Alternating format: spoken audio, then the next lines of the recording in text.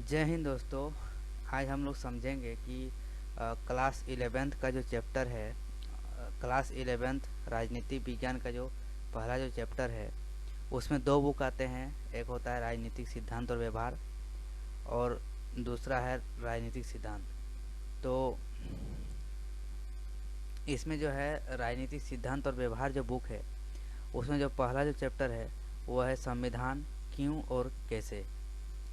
तो सबसे पहले इस चैप्टर में क्या बताया गया है कि संविधान क्या है, और अगर यदि ये समझ में आ जाए कि संविधान क्या है तो फिर हमें इसकी क्या ज़रूरत है, मतलब क्यों चाहिए हमें ये।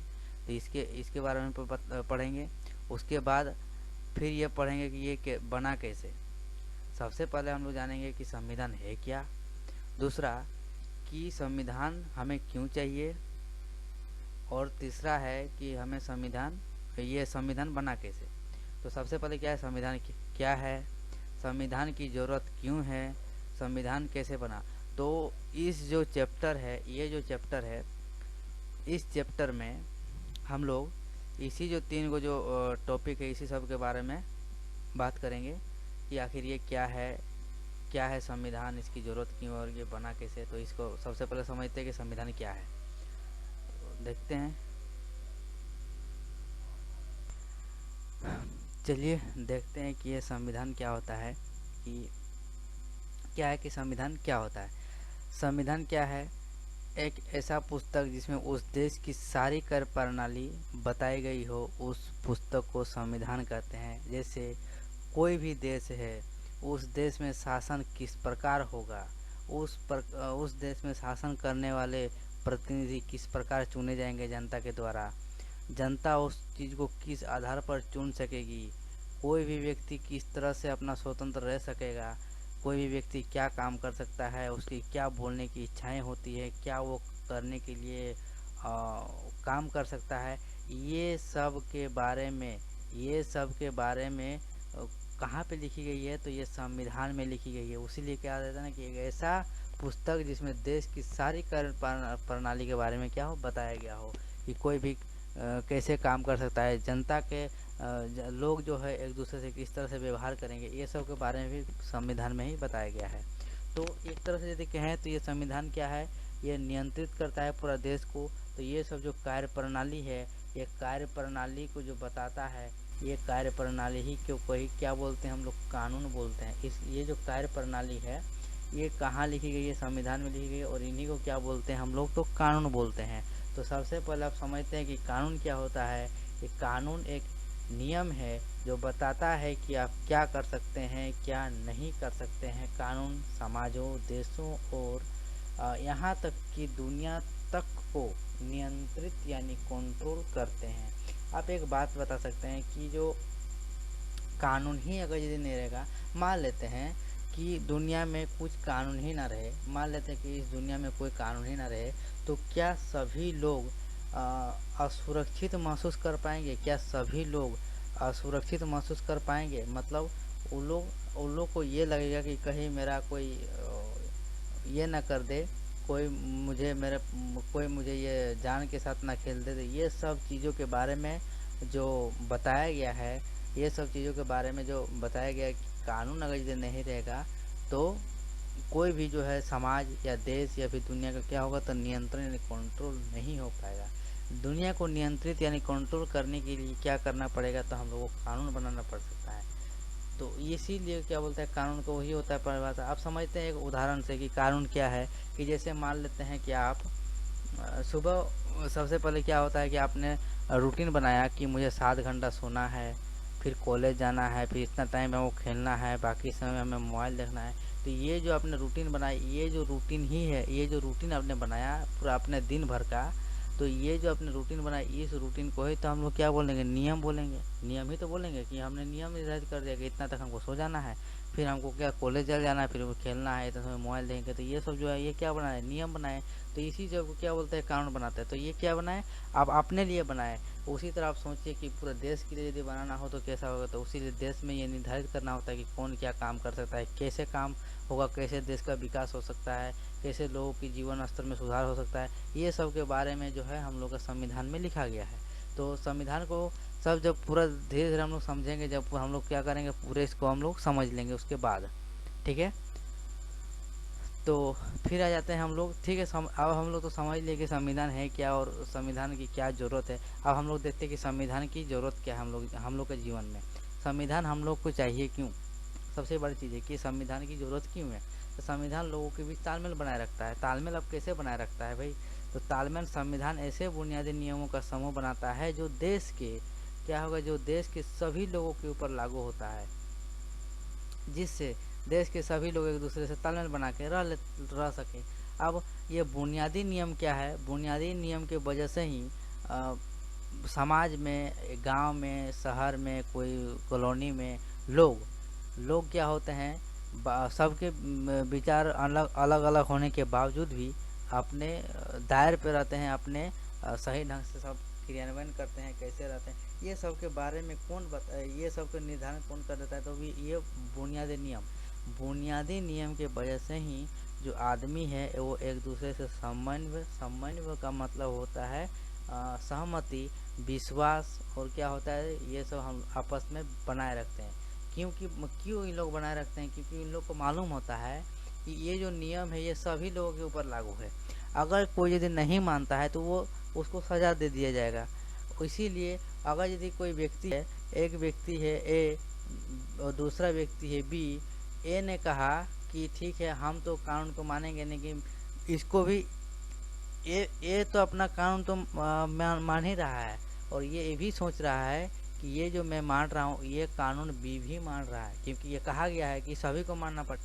और बी जो मान रहा है, बी भी बोल रहा है कि नहीं हम तो मान ही रहे, तो फिर ए भी ये मान रहा होगा, क्योंकि उसको भी मालूम है कि ये सब क्या है, इसको सभी को मानना है। तो दोनों में क्या हो जाएगा कि हम अगर यदि कुछ गलत काम करते हैं तो ये कानून हमें नहीं छोड़ेगी, और वो यदि कोई गलत काम करता है तो उसको भी कानून नहीं छोड़ेगी। इसीलिए क्या होता है, लोग आपस में सही से रह लेते हैं। तो ये जो बुनियादी जो नियम है, ये बुनियादी नियम क्या है, ये सब के बारे में चैप्टर 2 में हम लोग चर्चा करेंगे अच्छे ढंग से। क्या है ये? चैप्टर 2 में हम लोग चर्चा करेंगे, ठीक है। चैप्टर 2 में इसको ये सब की क्या होती है हम लोग चर्चा करेंगे। तो फिर अब हम लोग क्या करेंगे, तो फिर आगे बढ़ते हैं।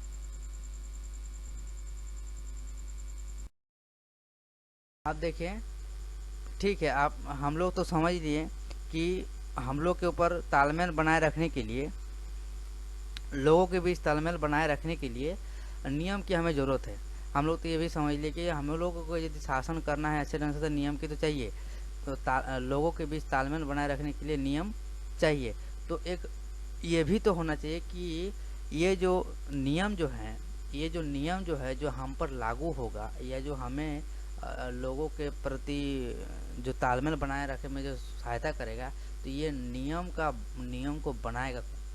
मेन तो दिक्कत ये है कि नियम को बनाएगा कौन? ठीक है, नियम तो चाहिए हम लोग के लिए, तो नियम बनाएगा कौन? तो नियम जो बनाने का काम होता है, पहले राजतंत्र में क्या होता था कि राजा शासन करते थे। तो राजा शासन करते थे, उसमें क्या होता है, राजा ही नियम बनाते थे।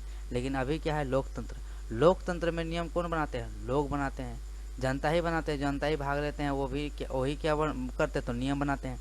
तो देखते हैं कि पुराने सोवियत संघ, अब के समय में रूस, तो पुराने सोवियत संघ क्या है, एक देश है। जैसे भारत एक देश है, पाकिस्तान एक देश है, उसी तरह सोवियत संघ क्या है, एक देश है।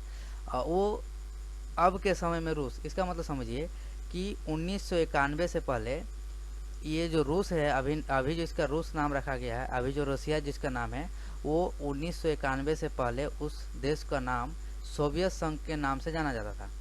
1991 से पहले रसिया देश का नाम सोवियत संघ के नाम से जाना जाता था। उसमें क्या होता है, उसमें जो निर्णय लेने की जो शक्ति होती है, उस देश में जो निर्णय लेने की शक्ति होती है, वो लेने की जो शक्ति होती है एक पार्टी की होती है। एक पार्टी का मतलब क्या है, जैसे कि हम लोग का जो देश है, हम लोग के देश में कांग्रेस पार्टी है, बीजेपी पार्टी है, राष्ट्रीय स्तर पर और भी बहुत सारी पार्टियां हैं। तो हम लोग की जो सरकार जो शासन जो चलती है, उसमें किस तरह से चलती है कि जिस पार्टी का बहुमत होता है, जिस पार्टी की सरकार बनती है, वही पार्टी निर्णय लेती है, वही पार्टी क्या करती है, तो संबंध नियम बनाती है, शासन करती है लोगों पर। लेकिन रसिया में ऐसा नहीं है। रसिया में क्या है कि वहाँ पे एक ही पार्टी को ये सब शक्ति प्राप्त है, एक ही पार्टी को ये सब शक्ति प्राप्त है उसमें ये निर्णय लेने के लिए। तो ये सब के बारे में अभी पूरा डिटेल्स में बाद में चर्चा करेंगे। फिर आ जाता है तो जैसे कि हम लोग, ठीक है, हम लोग का जो देश है वो क्या है, लोकतांत्रिक देश है। तो लोकतांत्रिक देश में जो नियम जो बनेंगे, अब क्या करेंगे, जैसे कि मान ले कोई कानून बनाना है, तो क्या वो जो कानून बनेगा उसमें देश के सभी लोग कानून बनाने में भाग लेंगे? देश के सभी लोग कानून बनाने में भाग लेंगे? नहीं हो सकता है ना, क्योंकि देखिए देश का जो जनसंख्या बहुत ज़्यादा है, सब की अपनी अपनी विचारें हो सकती है। हमारे देश में बहुत सारे जैसे जैसे गलत धारणाएं वाले लोग भी होते हैं। जैसे मान ले चोरे हो गया, चोर ने बता दिया ठीक है हम अपने लिए कानून बनाते हैं कि हम चोरी करेंगे नहीं, कि हमको कोई जेल नहीं हो सकता है, तो ऐसे में कोई कानून बनेगा ही नहीं। इसके लिए क्या करना पड़ेगा कि देश के सभी लोग कानून बनाने में निर्णय नहीं ले सकते हैं। इसके लिए क्या करना पड़ता है कि कुछ जनसंख्या है, कुछ जनसंख्या का समूह में एक प्रतिनिधि को चुना जाए, एक सीट निर्धारित कर दिया जाए कि उस सीट से एक प्रतिनिधि चुना जाए, और वो प्रतिनिधि अपने जनता की समस्या को सुनकर वो उसकी समस्या को दूर करने के लिए उसके हिसाब से कानून बना दे। तो ये सब चीज़ों जो है लोकतांत्रिक शासन में, कैसे जनता के द्वारा चुनी जाती है प्रतिनिधि, कैसे उसके लिए कानून बनाती है, इन सब के बारे में जो इसी बुक में चैप्टर 3 में इसकी चर्चा की गई है। तो अभी इसको कोई इस सब में कोई दिमाग लगाना नहीं है कि कैसे इस सब का चुनाव होता है, कैसे वो नियम बनाती है, इस सब के बारे में अभी कुछ भी सोचना नहीं है। अभी सिर्फ इतना है कि जो निर्णय लेने की जो शक्ति है वो कौन निर्धारित करता है, वो संविधान ही बता देता है कि निर्णय जो नियम जो बनाएगा वो कौन बनाएगा। ये कौन बता देता है? तो संविधान ही बताता है कि देश में जो हम लोग के ऊपर जो नियम जो लागू होगा वो कौन बनाएगा? तो वो बनाएगा कौन? जनता के द्वारा चुने गए प्रतिनिधि। जनता के द्वारा चुने गए प्रतिनिधि। प्रतिनिधि का मतलब होता है नेता। जिस नेता को आप लोग चुन के भेजते हैं इसी के लिए, वही लोग कानून का निर्धारण, वही लोग क्या होते हैं, कानून बनाते हैं। और देश के अच्छे के लिए वो लोग कानून बनाते हैं। तो ये सब चीज़ों के बारे में क्या बताता है संविधान? यही बताता है कि कानून कौन बनाएगा, इसका निर्धारण बता देता है। ठीक है, आप देखिए संविधान का जो दूसरा काम है, कानून कौन बनाएगा, इसका निर्धारण करना, एवं सरकार कैसे बनेगी इसका निर्धारण करना, ये सब भी क्या। तो ठीक है, जो आगे की जो कहानी है वो अगले पार्ट में बताएंगे। तब तक के लिए जय हिंद।